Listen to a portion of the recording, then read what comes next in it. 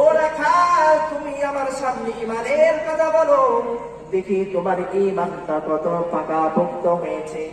তুমি কতটুকু তাকওয়ার উপরে রয়েছো, তোমার ঈমানের পরীক্ষা করব। হযরত ওমর রাদিয়াল্লাহু তাআলা আনহু ডাক দেয়া বলো, রাখাল ভাই আমার, তোমার যে ছাগল রয়েছে, এই ছাগলের মধ্যে থেকে যদি একটা ছাগলকে বিক্রি করে দাও, বিনিময়ে তুমি স্বর্ণ মুদ্রাও পাইবা, টাকাও পাইবা, সম্পদও পাইবা। আর তোমার মালিকের কাছে গিয়া বলবা, ও মালিক, আমি যে ছাগলের পাল নিয়ে পাহাড়ের চূড়ায় গিয়েছি, আমি যে ছাগলের পাল নিয়ে গিয়েছি, ছাগল হারিয়ে গিয়েছে। স্বাভাবিকভাবে আগের জামানায় ছাগলের পাল থেকে দু একটা ছাগল এমনি হারায় যাইতো, শত শত ছাগল নিয়ে যাইতো রাখা, পিছন থেকে বাঘে এসে ছাগল নিয়ে